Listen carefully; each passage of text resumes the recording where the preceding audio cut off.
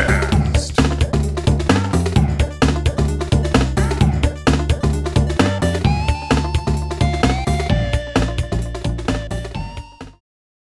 Hello and welcome to Kong Kast. I'm your host Kaos, and co-hosting with me as usual is Boojum.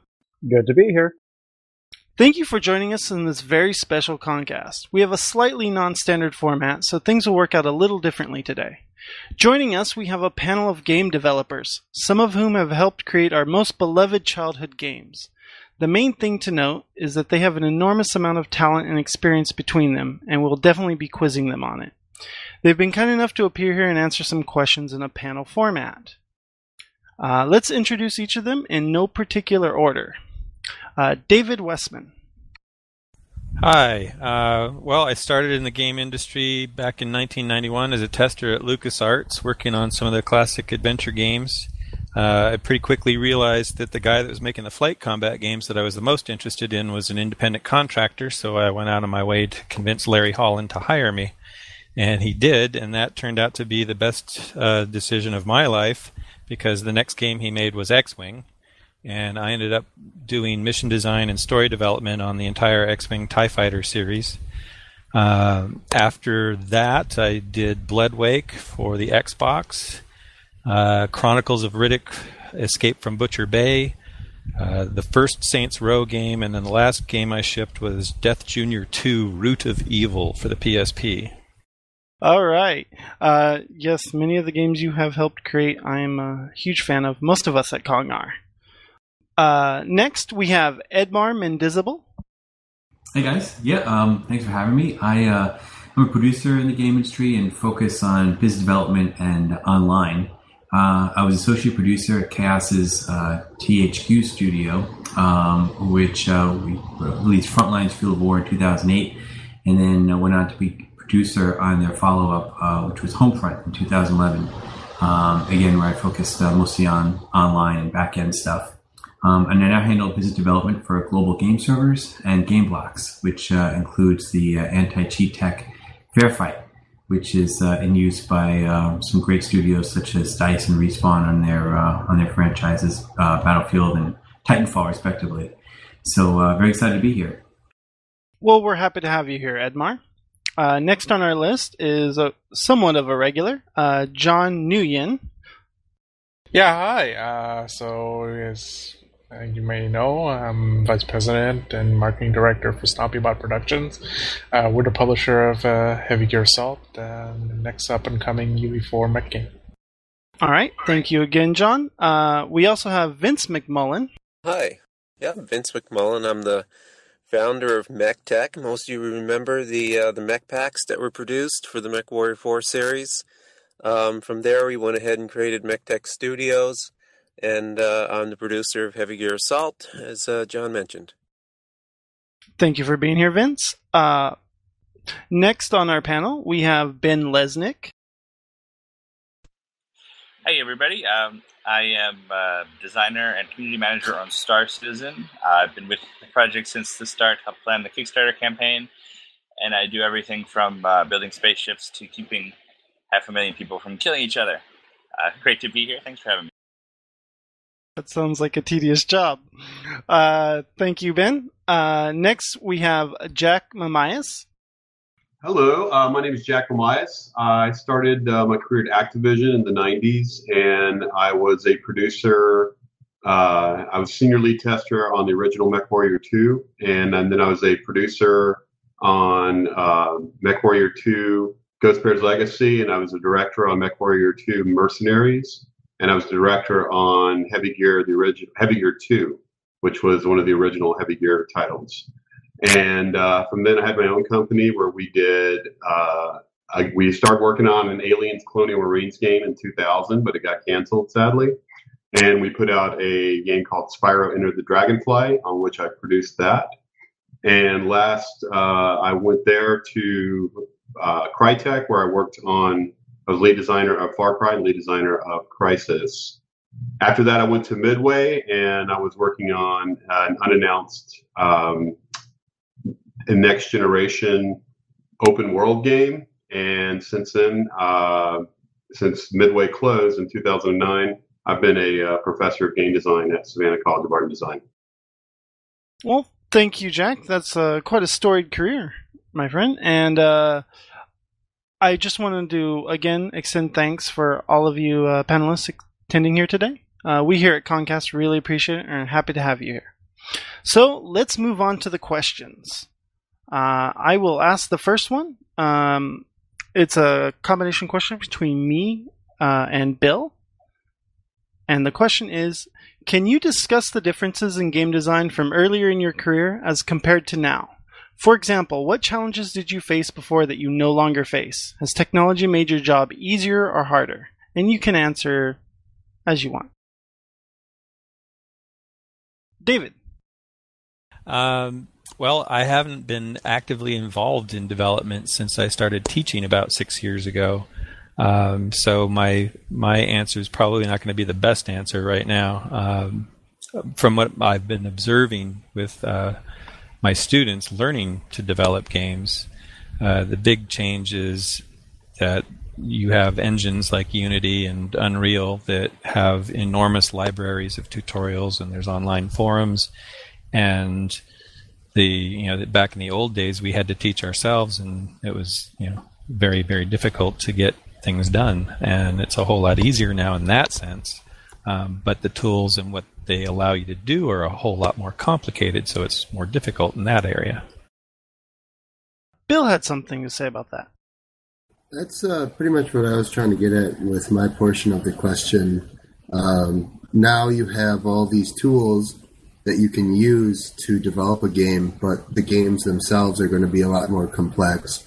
And I was just wondering if that was harder to use the tools to create these very complex games, or if it was harder to actually create the games using basically nothing and making them from scratch. All right. Jack, do you have anything to say about this? Yeah, about tools. Obviously, your tools are everything, and I was lucky enough where I've been able to be on projects where we generally created the games from scratch. So I actually had to have a hand in designing the tools and actually making them work. Early in my career at Activision, it was very, very, very simple. There weren't a lot of tools. Everything mostly got hand-coded into the game. So you'd create something in 3ds Max, and they'd give it to the programmers, and the programmers would actually have to hard code things in there. You would have to describe what the ground would look like, and they would have to make everything from scratch. As the industry matured, people started making third-party tools, and it got a lot easier, but also the complexity of the games got a lot more. So now all of a sudden it wasn't programmers that was putting a lot of content in, it was you had to create new positions like level designers and systems designers to try to be in that interim between programmers and the creative forces on the team. Lastly, when I was at Crytek, we made a lot of the CryEngine there from scratch, and the tools at that point, you had a lot of competing engines like Unreal and I don't think Unity yet, but things like the Source engine and stuff, and they had pretty robust tool sets. So when we created the engine, we had to look at all those games and toolkits, and also things like Maya and things like that. So the tools get a lot better and a lot more robust, but you have to have a lot more proficiency in them to do the next generation content. So it's like, okay, if you compared it to music, back in the day, we were all playing on washtubs, but the music sounded like washtub music. And now we're all playing on, the finest electric guitars, and it's a lot more complicated music. Does that make sense? Yeah. That's definitely a marked change from how it used to be. I want to interject something there on the tools. The one thing that I've seen happen again and again with tools like Unity is, while they do make it easy to get up and get started very quickly, they often don't do what you really want them to do, and that creates a huge challenge for teams that aren't used to building their own engines. Vince, did you have anything to say about this? Oh, well, absolutely. I mean, my experience, of course, is a fair bit different than Jack's and Dave's. I'm kind of the hacker type that started with a mod community, modding game engines. I was the guy that those guys hated, because when they'd release their products, I'd open my hex editor and start actually figuring out how the thing worked at the lowest level. And building tools over the years, I can kind of come to appreciate why the industry's gone where it's gone. With my own production, I can say Unreal Engine has been a certain level of challenge with building heavy gear, and of course, the engine right now isn't built so much in the mindset that it's built for a mech game or a space game. It's they provide these sort of simple templates, and as Dave said, those tools don't necessarily do exactly what you want them to do, and so you need that still need that level of experience with being able to change the engine to make it, work the way you need it to work. Wanted to respond to one thing Vince said there. We didn't hate him. We didn't hate mod makers or the people that made tools. In fact, it was very nice that those guys existed and did that, because that helped us find people that we could then hire to work for us. I agree. I think the modding community was usually actively sought after when we were hiring on Frontlines and Homefront. That's some kind of like that homegrown talent. Definitely was a great addition to the team in many respects. So we definitely appreciated the work of modders. It's when they packaged it and then tried to sell it at retail that's when we got upset. Well, we certainly never ever did that, Dave, so. I will add also, actually, that one thing that I think, from my perspective, that I think has made things easier is the fact that people really don't need to be on site as much as they need it to be. So you can depend on a specialist in an area who may be a consultant or something of that nature, and maybe they live in a different state or a different country altogether, and they can still interact with your team. And that's something that really was not all too possible. It was much more difficult a few years back.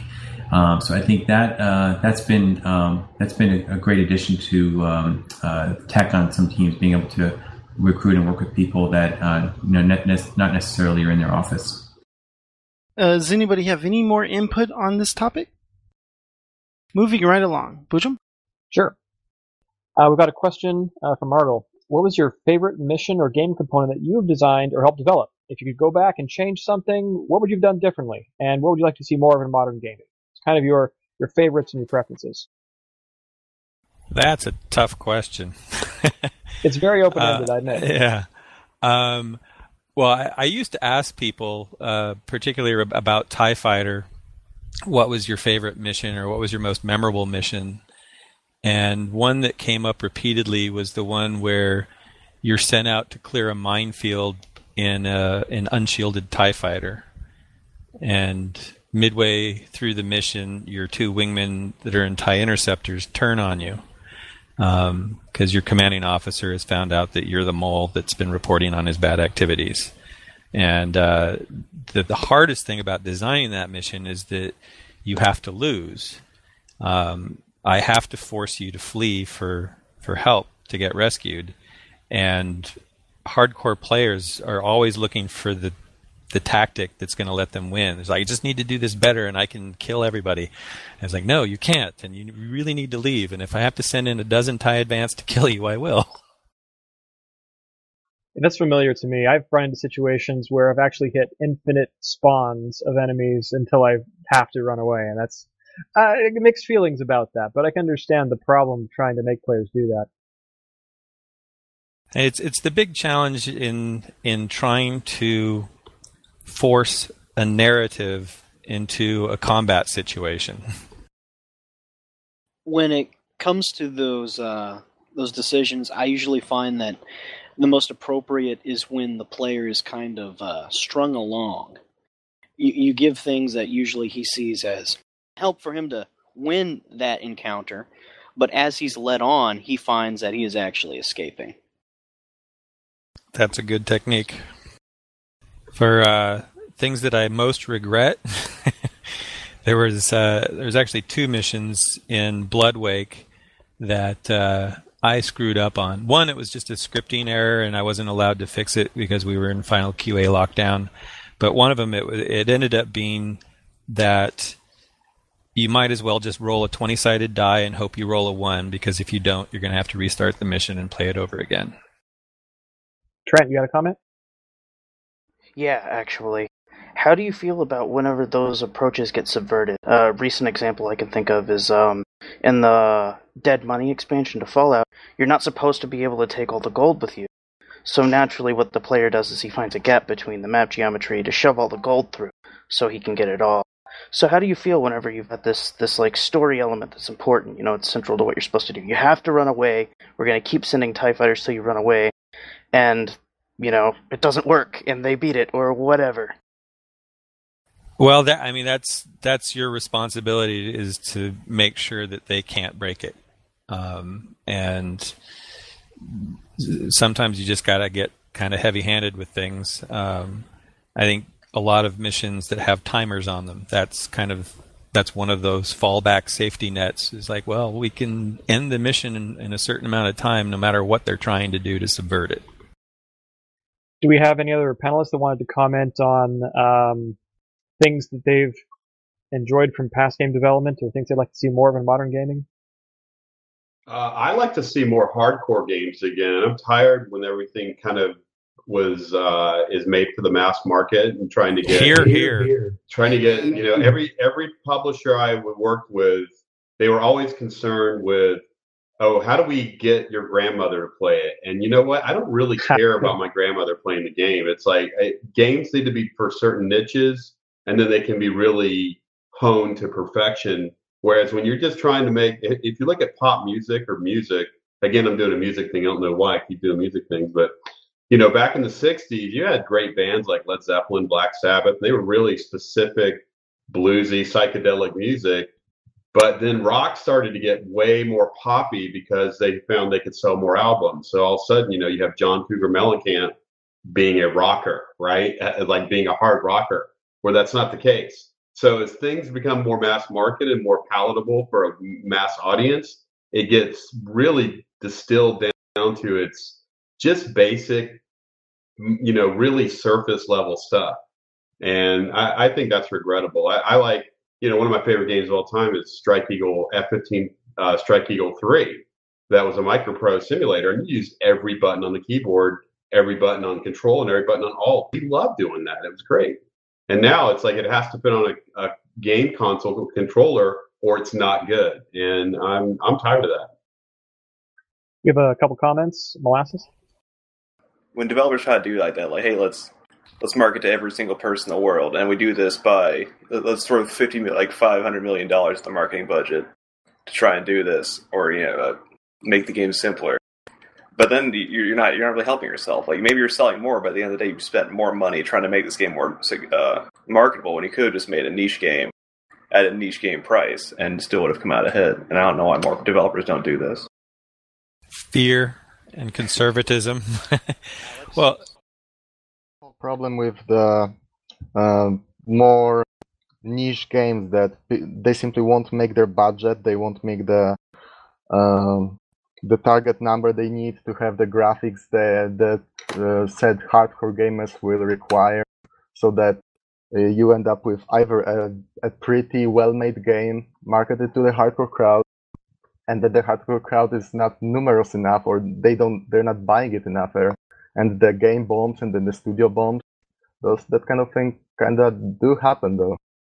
I guess unless a game is indie and like kickstarted so that it's already pretty much paid for, then it's really hard to get back to those hardcore ways. Yeah, it was years ago. I was told some numbers that I don't know that they've changed significantly, but the claim was made that while hardcore gamers only represent 5% of the audience, they buy 50% of the games.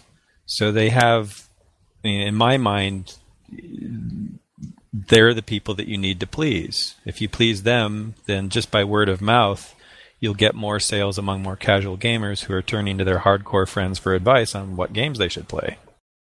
All right. Well, does anybody have any more input on that particular topic? Yeah, I was just going to add that, kind of speak to Jack's point a little bit. I'm just really tired of the same FPS thing happening.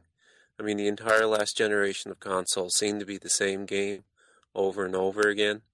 I'm kind of glad that there's been this revitalization in the mech genre as well as the space genre. I mean, I think it's great to see, these types of titles actually getting more and more traction, because these markets generally, the big publishers, have long since, said that these genres were a niche market, but now we're seeing them in for these games again. I think it's great. All right. Well, the next question actually revolves around that. It's a question from me and Argyle. And basically, it's back in the 90s, big robot games and space sims were quite popular and often attracted similar crowds. But then it abruptly ended around the end of the millennium. Why do you think that happened? That's very simple. It ended because you got to understand, flight sims and robot sims and games like that, really, they would sell like 1 to 2 million copies, right? And everybody made money and everybody was happy.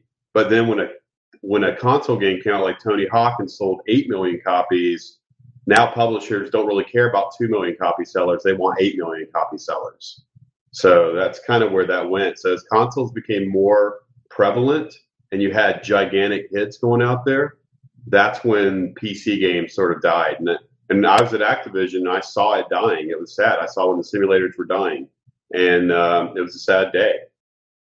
Go ahead. The MechWarrior story is pretty similar to that. I mean, I know you guys likely know the story, but basically, Mech Assault and MechWarrior were that experiment by Microsoft, and MechWarrior for Mercenaries selling 2-point-something million units, and Mech Assault doing about the same when Halo came out, and Halo selling 6-point-something million units. I mean, that's kind of the beginning millennium, and unfortunately, a lot of other publishers also had those same experiments happen, and like Jack said, when an FPS game is selling 6+ million units and you have a simple control interface, that's where the money was going. David? Yeah, I mean, purely as a business decision, if you've got $10 or $20 million to invest in a new game, are you going to invest in one that can possibly sell, like Jack said, 1 or 2 million copies versus one that might approach 8 to 10 million? And added to that, the giant robot and the flight combat games, they're inherently more complex, particularly the flight combat games, because there's a segment of the population that literally cannot play them. And why would you invest money in a product that there's a significant chunk of the audience that isn't there for you? Could you explain that a little? Well... Do you mean that they don't have the hardware needed, or what? No, they don't have the mental capacity. It's sad but true. Only 1/5. Well, they don't want to go through a manual to play the game, is what it really No, is. it's not even that, Jack. 1 out of 5 people cannot read a map. Oof. You can teach a monkey to play a video game, so I don't think that's it. I just think people Well, they Jack lost is patience with particularly manuals. talented when training monkeys. I'll give him that. I think the problem came about when Falcon 4 came out and they put a binder in there as the manual, right? Everybody's like, what the hell? Well, I was a tester on Falcon 3, and when they sat me down as a tester and they handed me that big fat manual and they told me, you're going to spend your first week just learning how to play the game. We don't expect you to actually report any bugs until next week. Yeah, that's kind of a problem right there. So, and that means that we kind of killed ourselves, right? That you had to have a manual to play. Well, no, because it gets back to what we were just talking about earlier about hardcore niche products. There is an audience out there for that. It's not huge. So you have to scale your production and your resources so that you don't go broke trying to make games for those people. But they're out there. It's true. It's true. And you're not going to have a massive AAA game be made by an Activision or an EA on something like that. I mean, I think they took a huge gamble with Titanfall, and I think they lost big, right? I don't know that they've lost on that, but yeah, it was a big gamble.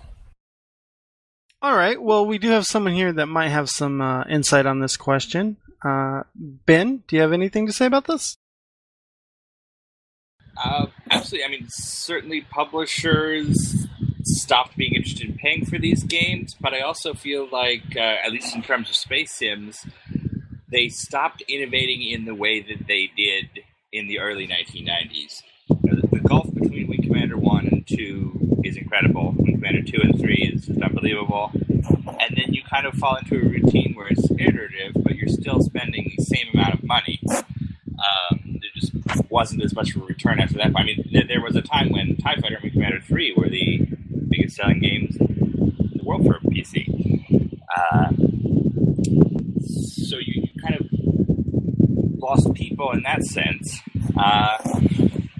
I don't think it's that the audience isn't out there, because you have, I mean, it's such a simple experience. Everybody wants to be Luke Skywalker. Everybody wants to dogfight alien space cats. We've just kind of forgotten that we want that experience, and we're finding great success reminding people of that. Well, yeah, I mean, obviously. John, do you have anything to say about this?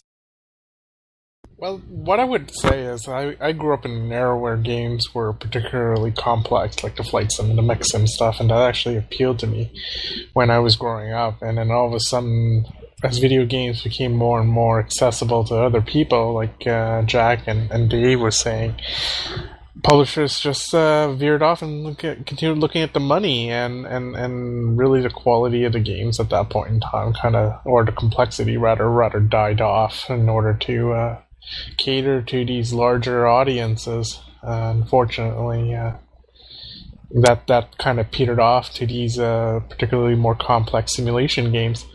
Fortunately, though, we're seeing a renaissance of this particular genre with Hallelujah. I know, right? With Star Citizen, with our own title, Heavy Gear, and it's a good thing. It's a good thing that we're seeing this recurrence of the genre that we all loved. Molasses, you had something to say. Yeah, I think the big issue with this, I think, is that, like, there's a big stigma with games like flight sims and robot games, where people assume that it's really difficult and that they won't have a good time playing it. And I had never played a MechWarrior game until I started playing like a MechWarrior Online or something. And like I came into it and pretty straightforward, had a lot of fun. So I was like, man, how come people don't do this very often? Like, how come I have never played a game like this before recently? And I played Star Citizen. I was in the dogfight module. And I was like, hey, this is a whole lot of fun. It's hard, but I'm having fun. How come nobody else is doing this? So I don't think it's not an issue with like people being too dumb or it being too complicated. It's just that people assume that it's too complicated for them and they don't buy it. Well, there's a whole generation out there of gamers now that have kind of gone through this FPS ringer with the last generation of consoles. So there's a certain level of expectation in terms of what they're going to get. And honestly, I think there's a real opportunity to be able to present them with a more complex product now that takes advantage of more controller interfaces, a little bit more complicated in terms of a map layout to follow, and all these types of things that when it comes together, like for a mech sim or a space sim, I mean, let's face it, like once you actually master these things, it's going to be a very fun experience because you're going to be able to kick some serious ass, and I think that's what it's all about. Yeah, I thought it was interesting. Like, the difference between like playing like a first-person shooter and then you play a mech game is like, yeah, I'm aiming and shooting, but I also have to worry about how I'm being hit. It's almost like in playing like a fighter game, but also like a shooter at the same time. And I think that adds a lot more complexity and makes it a lot more fun. That skill ceiling is important to a lot of people. I certainly come from that generation. Want to reiterate, though, that there is an element of mental capacity that is absolutely true. And you can see it just in the sales of 3D television sets. Because there again, 20% of the people out there cannot watch a 3D set without experiencing nausea. So there are inherent limitations in the population. That's different. All right. Well, we know where everybody stands on that. One person. This is a really important question to us here at Kong because this is one of our favorite type of genres. Edmar, we didn't get your input on this. Well, I think I went back and forth in my head about why everything happened in the 90s as it did, and I I've thought about it a lot because when I was at Kaos, I was really surprised the fact that there was not a space sim out there. And I actually talked to some of the guys at the studio and said, is this something we want to try to dig into maybe? But they, the answer I got was, the reason why it's not out there anymore, nobody's really doing it, is because, people don't like them anymore, and they like, first-person shooters. I didn't really buy that, and of course, that was validated by the great success of Star Citizen on the crowdfunding. So I don't know, as far as the reason goes, I think it's obviously a mixture of things. I think the consoles have a lot to do with it. PC development, I think, got more expensive in some ways to support all the different video cards and configurations that people had. I think that as the audience grew and the types of games, I think it became easy for publishers to kind of try to do something that would have the most mass appeal. So I think that, I think everyone has kind of hit on all these points. But I think it was just a combination of everything. And but I'm very excited to see the resurgence of these other types of games, especially the space area. And as was mentioned, I think crowdfunding has had a lot to do with that also. And I think publishers are taking note of what people are getting excited about in crowdfunding, and they're trying to kind of play catch up. Sometimes, moving a publisher into different directions is kind of like, trying to change direction on a huge, massive ship. It takes a while. But then they come around. So hopefully it'll be good results for everybody, and we'll see a lot of cool stuff coming out from the big guys and the little guys also. All right, HughCast, you had something to say. Yeah, I think I kind of go with how Molasses thought about the issue, in that it isn't really a problem of difficulty. I think it's all about two words, just commitment and instant gratification.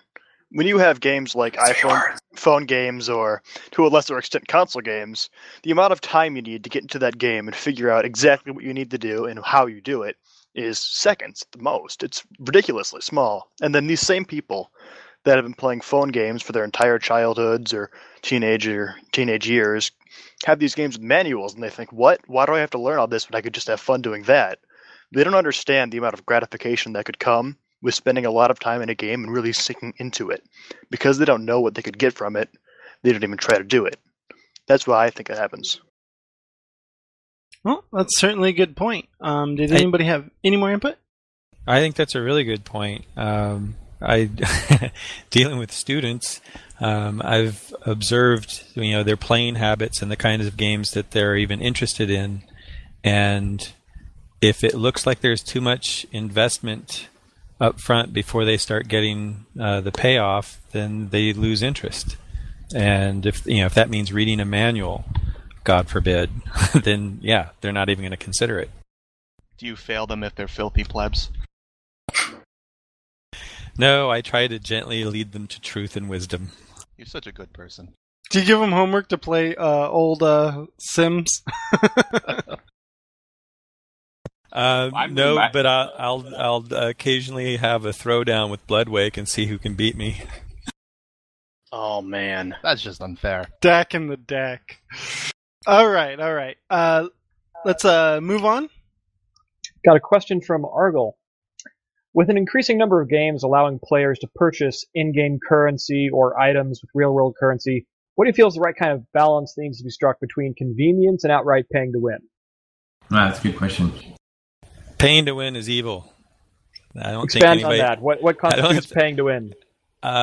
When the fact that I have a wallet that's deeper than yours allows me to obtain abilities in the game that make me a stronger competitor. Just like life. What's wrong with that?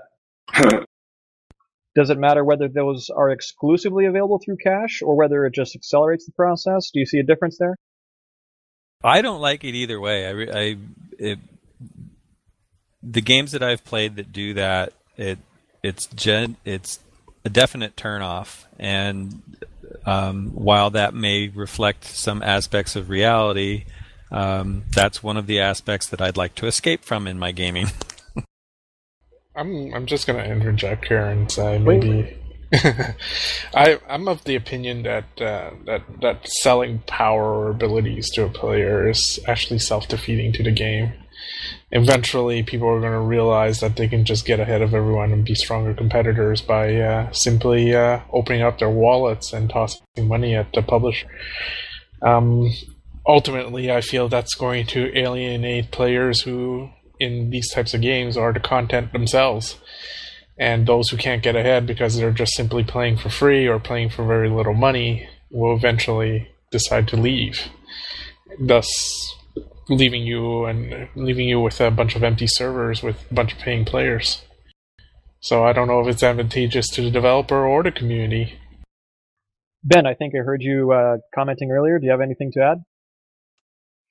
Oh, I was going to talk about the previous question, but I can certainly talk about pay to win, since we've been accused of that quite a bit, and it was also the crux of our campaign, trying to explain that we wanted to do microtransactions without it being pay to win, and everybody, looks at us like we're crazy. I hate microtransactions also. They're a necessary evil in marketing the game these days, but again, it's something that's not going to change on the publisher or sales level. We're going to have to design around them. We have to come up with a way that, yes, people will want to buy this package or this add-on ship without it being pay to win, without it giving players some advantage. So more about changing the gameplay for an individual person rather than letting them spend money to win the game.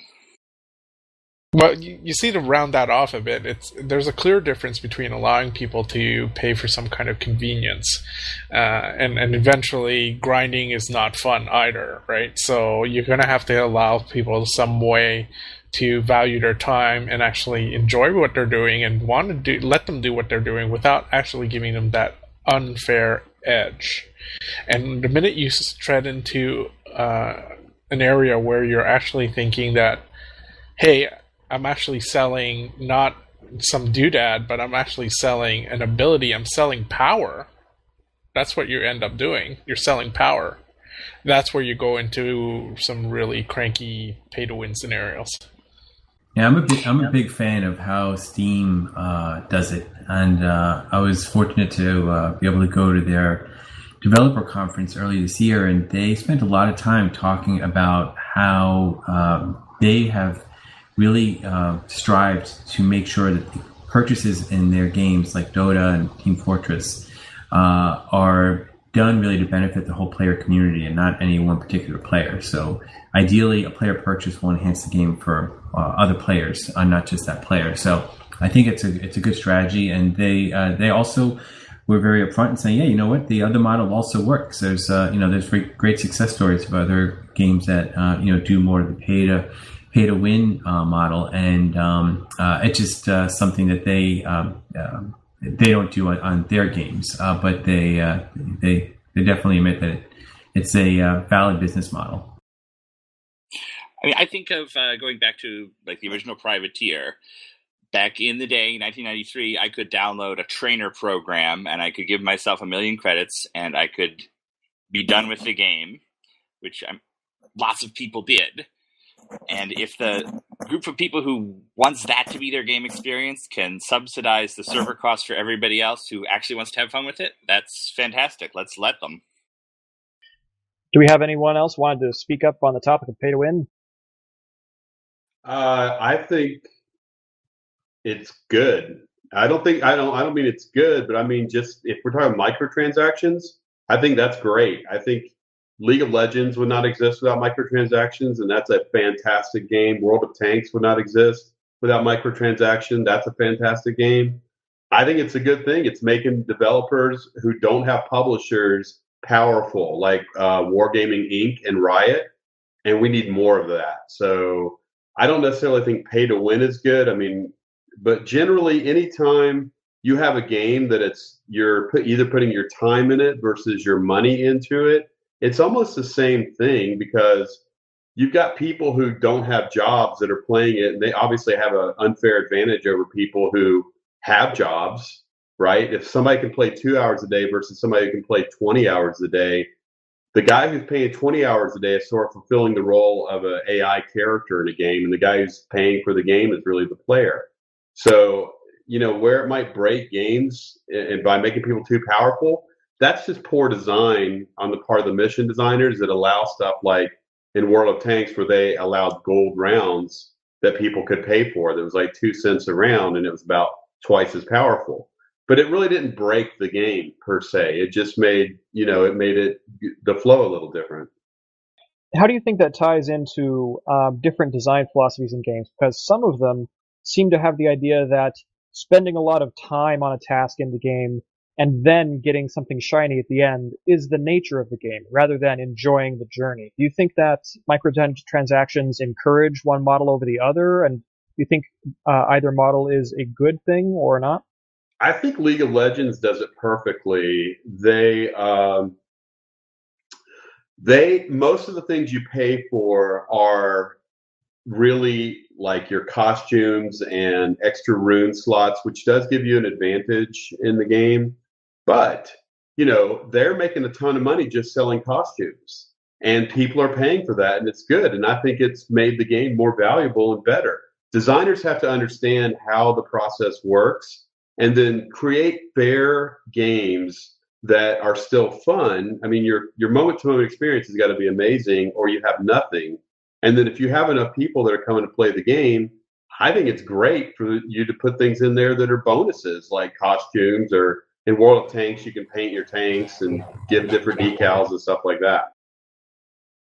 That's also slightly more acceptable because those are aesthetic options and not, pay-to-win like content or characters that can only be unlocked by money. Right, but like I said, even League of Legends has things you can unlock that'll give you an advantage, like extra rune slots. And that gives you an advantage, a way to customize your character that people who play the game heavily are always going to purchase, and people who are casual users will never purchase, and they'll be at a disadvantage. So I guess what you're talking about is, different degrees of success. But like I said, why is it fair for us to say, let's not pay for a game, when is it fair for people that grind the hell out of a game and are so good that they beat everybody else? Is that fair? I think it's two sides of the same coin, really. So, anything else in microtransactions before we move on?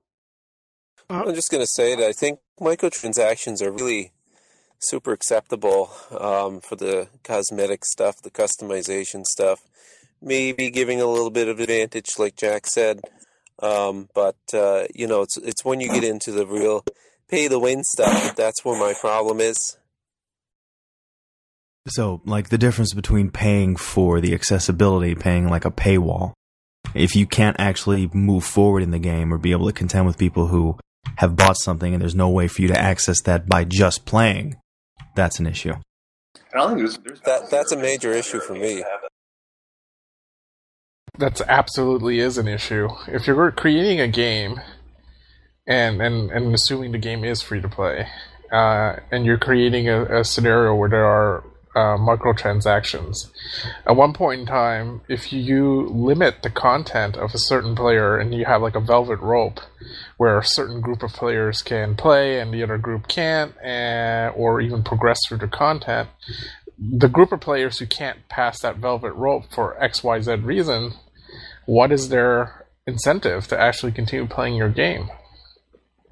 And on the other flip side of the coin, if you do your monetization and you actually make it so that there is a possibility for players to acquire power again, what would be the incentive of all these other guys who maybe have 20 hours to play but always get their face handed to them by some guy who has a bigger wallet? Some companies may only care about those people who do have bigger wallets and all the time, and they don't care about the people who play and then just leave because they couldn't get that further amount of gameplay or buy it. I mean, I think that's what people are relying on now. Certain companies and certain developers look for their niche group, and then they try to sell to them and them only, and they don't care about the rest of their player base.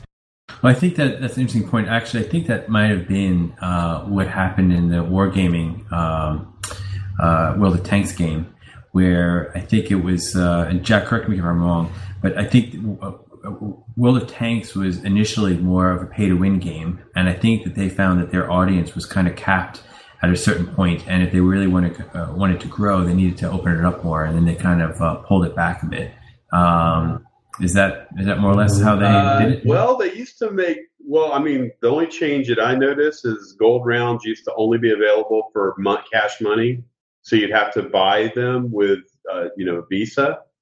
And now you can earn them through in-game playing. And it's really a subtle change, right? So I wouldn't say, I mean, for what I know, Wargaming Inc. can't back the gold trucks up fast enough, right, to pump it in there. They got so much money coming in. So I think they're just experimenting to see what they can do. And as they move on to World of Warplanes and World of Warships. So I don't really think it's changed that much. Yes, maybe it was more of a marketing thing. I do remember, I'm looking at it right now, actually. They announced an end of pay-to-win features. This is back a year ago. And moved to a free-to-win initiative. So I don't know how much of that is marketing talk versus real. I mean, they did have some tanks you could buy with real money that were expensive, but they did not really, because I bought a few of them myself, and they didn't really give you that big of an advantage over the regular tanks in the game. I mean, literally, you could spend like $30 real money to buy a tank, right? And then you would think it would be better, but it wasn't that much better. Some of them are actually worse. Some of them were worse. They would make you money because they'd be cheap to repair, but they really didn't outperform other tanks in the game. Speaking of microtransactions, the next question we have is from Argyle, and he says, how do you feel about the shift from releasing large expansions for games compared to smaller bite-sized DLC? DLC is obviously preferred by marketing. Which method do you prefer as developers? And what do you think is better for players? Man, I think from the indie perspective, I think it's great to be able to iterate on your game with feedback from the public and the players. Publishers used to have to take really big risks on games. Sometimes, like on Frontlines and Homefront, we were kind of developing in the dark for a couple of years before people got a really chance to play the game, and that's, I think, very very risky, and not too many people can afford to do that. So I like iterating. So I'm a fan of that. All right. Well, what about DLC season passes? What's your take on those? They seem to be quite popular right now. I don't have a problem with them. I don't know. We've never done that on our titles. I don't think. I'm trying to think of a good example. But yeah, I mean, generally, I think that people. There are a couple big issues that publishers are trying to contend with in terms of game rentals and resales and things like that. And I think that was an answer to how they can try to capture some of the people who are renting the games and not buying them. So people are buying the games over and over again, but they only make money on that first copy. So the more they can get people to buy online afterwards, then the more they can capture those dollars that otherwise would not come to them. I don't know if anyone's got a different perspective on why that's become popular. Well, I'm not a huge fan of DLC. I understand its reason, and I, from your point of view as an indie, being able to develop on your game after getting input from your fans, that's always good without just a little patch and actually being able to be paid for your time. What about you, Jack? You've been there from time of expansions to DLC. I mean, DLC was a great dream. We always wanted that from back in the early days. You'd have to do an expansion, which is like a full game release, and that's expensive to do. But I think it depends on the developer how good it is, because you've got bad DLC that's out there, and you've got amazing DLC that's out there. I mean, I'm a fan of the Walking Dead game by Telltale, and they released that as episodes, and it's just enough to keep you going, and it feels like the television show. So it's a really perfect adaptation of the way the show is, because it says previously on The Walking Dead, and that's the last show, the last material you played, and then when you play the new one, it kind of feels like you're watching the show. But at the same time, every couple of months, you get a new little cool story. So it depends on the developer, but anything that's going to find any way that's going to find developers new ways to put content out, I think it's good. I will add to that actually too, and say that I'm not a fan of segmenting your players. I think that once you have paid DLC, where some people are paying for it and some people aren't, and then all of a sudden you're playing with a much smaller group of players online. With like map packs, for example. Yeah, so no, I'm not a fan of any of that stuff. I think you need to keep the players together as much as possible. So so I think that's only really large franchises could afford to do that, I think. It's interesting to note that Jack was speaking about episodic content, and that has been tried many times in the past and has failed many times. But not with Walking Dead. Yeah, that's one of the success stories, but I mean, I'm sure you can think of some games that have failed. I mean, there's been lots of them, but unfortunately, they don't get very popular. So, as far as the DLC goes, here's another thing you can add to it. What about 0-day DLC? That's not very popular amongst most gamers. I think that's the big problem there is it's kind of framing in expectations, because from a consumer point of view, it's like, wait a minute, you had all this stuff ready? Why isn't it just included in the base game? What they don't realize is that it wasn't ready. Really. I mean, what was signed off on as the base game being complete was finished several weeks beforehand, and then that additional content wouldn't have been released day 0 unless it passed certain tests that they weren't guaranteed they were going to pass. Yeah, that's a good point. But also, so you're really specifically talking about paid DLC, right? Not DLC that's given free to. No, yeah, paid 0-day DLC. Yeah, let me make that clear. Yeah, and especially when it seems like they carved out a critical chunk of the game to turn it into that additional paid content. That is just insane in my view. Yeah, like when they pull a character, for example. Like a whole character you could use through the whole game. I mean, that's quite a bit of content. Is it more clear-cut with on-disc DLC? Because you mentioned this idea that there's a period where, okay, the game's been signed off, and then there's further development that technically happens after that. But what about stuff that's obviously done before it hits manufacturers and it's on the disc? I'm not sure what the thinking or the rationale is behind that. I mean, clearly it doesn't seem that fans are particularly happy with it, so I don't expect we'll see a lot more of that, but I don't know. I mean, I think that, again, separating paid DLC from free DLC is an important distinction, because you have some indie teams who really go out of their way to invest a lot of their own sweat into DLC and don't charge for it. I worked with the guys at Two Dawn on their first title, Ravaged, and there's continued DLC. None of it was paid. It was all free. Well, following along that line of DLC thought, it creates something that I've noticed in the recent games along the lines of exclusives. You can get DLC from different GameStop, Steam, and various other types of stores where they only have content for that person. The issue being you're never going to get a complete game anymore because you can't get all the additions all together. It doesn't work. What's your take on that? Yeah, I think that sucks. I think that, I think it's one thing if you get something from GameStop which gives your character a badge or something like that so people can see that in the game. But again, anytime you're segmenting the players, I think that's horrible. Jack, you have anything to say about that? No, I don't really have anything to add. All right. Trent, you wanted to say something. Yeah, I just wanted to mention that whenever the subject of DLCs came up, 2 examples came to mind. One was the StarCraft II Heart of the Swarm. When it was first released, you had to buy Heart of the Swarm to play Heart of the Swarm multiplayer.